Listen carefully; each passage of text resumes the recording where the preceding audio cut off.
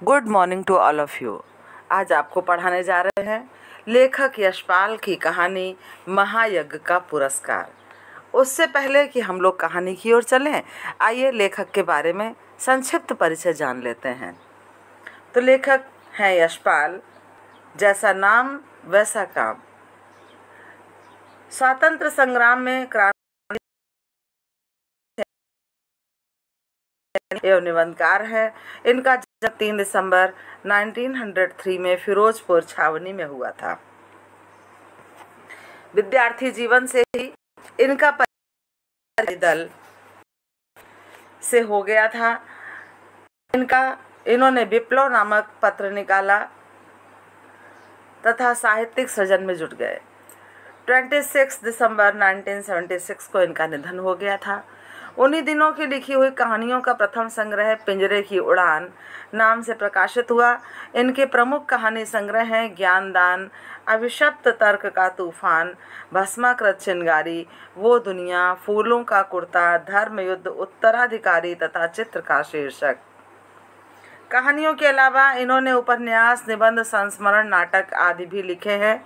झूठा सच, दादा कामरेड, देशद्रोही, मनुष्य के रूप, अप्सरा का शाप उल्लेखनीय इनके उपन्यास हैं। सिंहावलोकन, न्याय का संघर्ष तथा देखा सोचा समझा में इनके निबंध, संस्मरण और रेखाचित्र संग्रहित हैं। इनकी साहित्यिक सेवा के लिए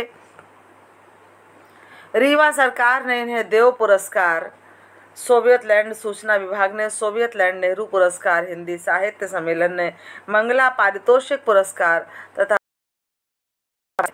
पद्म भूषण से सम्मानित किया। यशपाल की भाषा अत्यंत प्रवाहपूर्ण, सहज तथा व्यवहारिक है। अब आइए चलते हैं कहानी में। कहानी का नाम मैंने आपको पहले ही बताया कि महायज्ञ का पुरस्कार। कैसा है पुरस्कार, किस लिए है पुरस्कार, आइए कथा के माध्यम से जानते हैं। तो कथा कहती है कि एक धनी सेठ थे, अत्यंत विनम्र और उदार, धर्म परायण, इतने कि कोई साधु संत उनके द्वार से निराश न लौटता, भर पेट भोजन पाता। भंडार का द्वार सबके लिए खुला था, जो हाथ पसारे वही पाए। सेठ ने बहुत से यज्ञ किए थे और दान में न जाने कितना धन दीन दुखियों में बांट दिया था,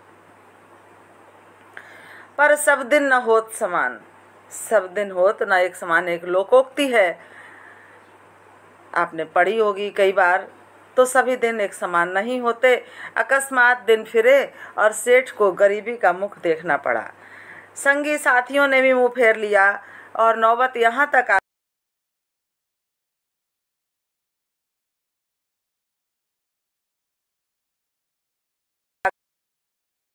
खरीदना।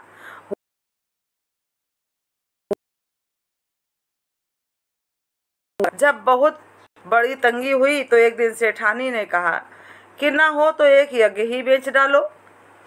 सुनकर सेठ बड़े दुखी हुए, पर बाद में अपनी तंगी का विचार कर एक यज्ञ बेचने के लिए तैयार हो गए। सेठ के यहाँ से 10-12 कोस की दूरी पर कुंदनपुर नाम का एक नगर था, जिसमें एक बहुत बड़े सेठ रहते थे। लोग उन्हें धन्ना सेठ कहते थे। यह अफवाह थी कि सेठानी को कोई दैवी शक्ति प्राप्त है, जिससे वह तीनों लोगों की बात जान लेती है। धन का उनके पास कोई अभाव न था।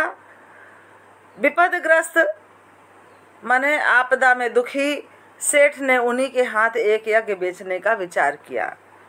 दूर की मंजिल थी, सो सेठानी जैसे तैसे पड़ोसी से थोड़ा सा आटा मांग लाई।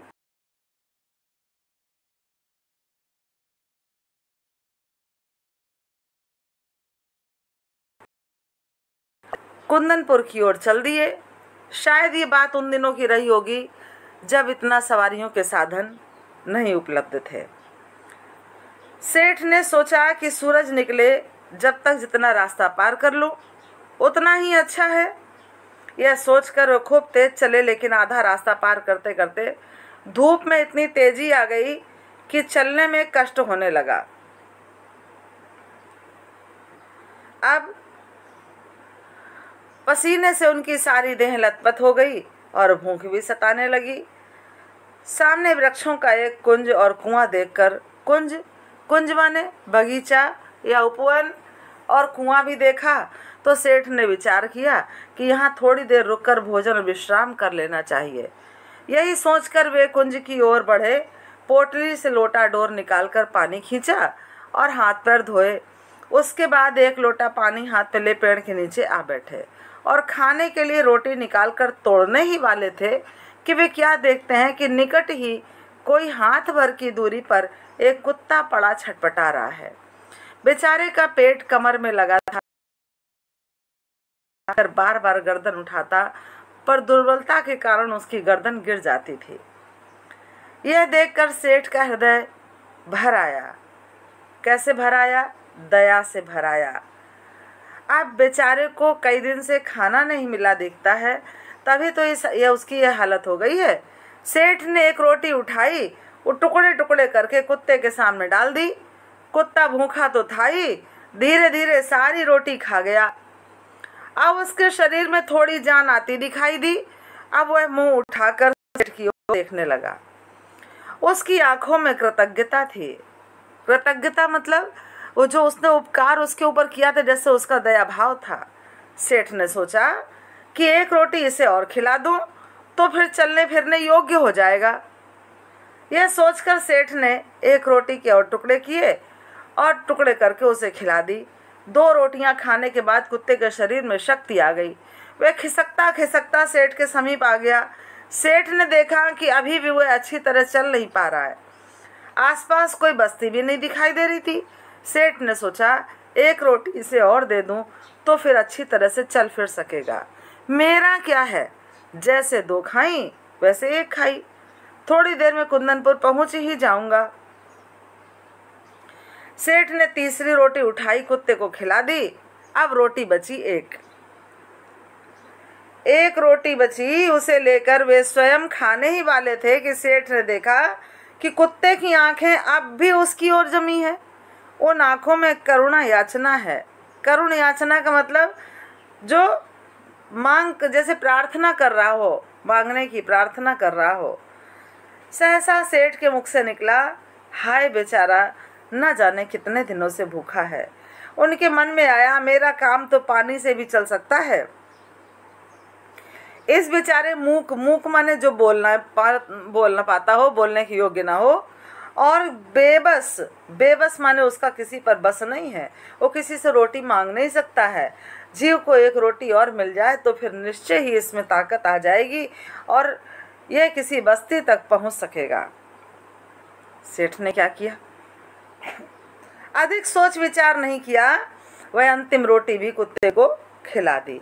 स्वयं एक लोटा जल पीकर थोड़ा विश्राम करके अपना रास्ता पकड़ा। दिया जले माने संध्या काल हो गया। सेठ कुंदनपुर पहुंचे। सेठ हवेली पर पहुंचे तो धन्ना सेठ ने उठकर उनका स्वागत किया। पूछा, कहो सेठ, कैसे आना हुआ? सेठ ने कहा, संकट में हूँ, एक यज्ञ आपके हाथों बेचने आया हूँ।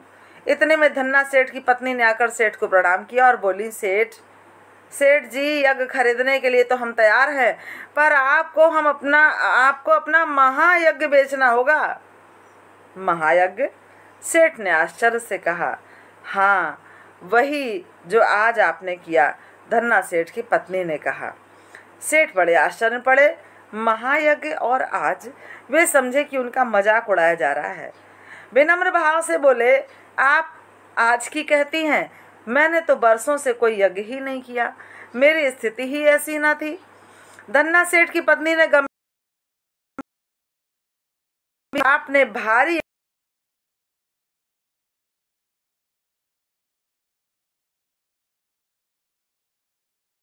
मतलब उनके पास अब कोई उत्तर न था। उन्हें निश्चय हो गया कि इन लोगों को यज्ञ खरीदना नहीं है, इसलिए ऐसी बातें की जा रही हैं। क्या सोचते हो सेठ? बोलो, राजी हो? धन्ना सेठ की पत्नी ने पूछा। सेठ ने खिन्न होकर कहा, सेठ, मैंने यज्ञ नहीं किया, आप अब सेठानी ने समझाया कि आज रास्ते में स्वयं न खाकर 4 रोटियां भूखे कुत्ते को खिला दी, यह महायज्ञ नहीं तो और क्या है। यज्ञ कमाने की इच्छा से धन दौलत लुटाकर किया गया यज्ञ सच्चा यज्ञ नहीं है। निस्वार्थ भाव से किया गया कर्म ही सच्चा महायज्ञ है। तो आप समझे ना कि निस्वार्थ भाव से किया गया कर्म ही सच्चा महायज्ञ है। क्या आप इसे बेचने के लिए तैयार हैं? सेठ मानो आसमान से गिरे। भूखे को अन्न देना सभी का कर्तव्य है, उसमें यज्ञ जैसी क्या बात है? यज्ञ बेचना है कि नहीं? सेठानी ने पूछा। सेठ ने कोई उत्तर नहीं दिया, चुपचाप पोटली उठाई और हवेली से बाहर चले आए। उन्हें मानवोचित कर्तव्य का मूल लेना उचित न लगा। मानवोचित माने मनुष्य के लिए जो उचित हो, मानवोचित कर्तव्य का मूल लेना उचित न लगा। कुंदनपुर की धर्मशाला के चबूतरे पर भूखे पेट जैसे तैसे रात बिताकर पौ फटे माने सुबह होते ही वहां से चलकर अगले दिन शाम को सेठ अपने घर आ पहुंचे। सेठानी बड़ी बड़ी आशाएं लगाकर बैठी से कांप उठी, बोली क्यों धन्ना सेठ नहीं मिले? अब सेठ ने आद्योपांत माने आज की जो बीती हुई कथा थी वो सब सुनाई। सुनकर सेठानी की सारी वेदना जाने कहाँ विलीन हो गई। हृदय उल्लसित हो उठा। विपत्ति में भी सेठ ने धर्म नहीं छोड़ा। धन्य है मेरे पति। सेठ के चरणों की रज मस्तक पर लगाते हुए बोली,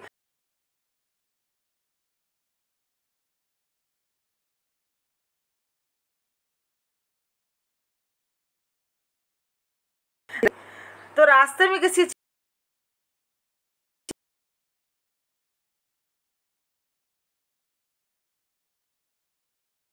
खलीज के सहारे पत्थर ऊंचा हो गया है, जिसके बीचों बीच एक लोहे का कुंदा लगा है। इसी कुंदे से उसने ठोकर खाई थी। शाम तक तो वह पत्थर बिल्कुल उठा नहीं था, अब यह अकस्मात कैसे उठ गया? सेठानी भौचक्की सी खड़ी रही, फिर सेठ को बुलाकर बोली, देखो तो यह पत्थर कहाँ से उठाया? सेठ भी अचरज में पड़ गए।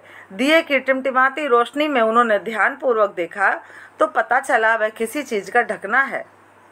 ढकना समझे ना, ढक्कन। आखिर यह माजरा क्या है? सेठ ने कुंदे को पकड़कर खींचा तो पत्थर उठाया और अंदर जाने के लिए सीढ़ियां निकल आईं। सावधानी से सेठ और सेठानी दिया हाथ में लिए उतरे। कुछ सीढ़ियां उतरते ही इतना प्रकाश सामने आया, चौंधियाने लगी। सेठ ने देखा वह एक विशाल तहखाना है और जवाहरातों से जगमगा रहा है। अब देव की इस माया का रहस्य उनकी समझ में नहीं आया। दोनों निस्तब्ध खड़े थे। तभी अदृश्य पर स्पष्ट स्वर में उन्हें सुनाई दिया कि ओ सेठ, स्वयं भूखे रहकर अपना कर्तव्य मानकर प्रसन्न चित्त तुम्हें मरणासन कुत्ते को 4 रोटियां खिलाकर उसकी जान बचाई, उस महायज्ञ का यह पुरस्कार है। सेठ और सेठानी इस दिव्य वाणी को सुनकर कृतकृत्य हुए। वहीं धरती पर माथा टेककर उन दोनों ने भगवान के चरणों को प्रणाम किया। तो आपने देखा यशपाल की कथा थी। यशपाल ने किस तरह से जो मानव धर्म है उस कर्तव्य को समझाने के लिए इस कहानी को लिखा है। उन्होंने बताया कि मनुष्य को स्वयं सिर्फ अपना नहीं चाहिए, उसके अन्य और भी कर्तव्य हैं। इधर उधर देखना, ध्यान से समझना और अपने कर्तव्य का पालन करते हुए जीवन यापन करना ही मानव धर्म है। Okay class, thank you everyone.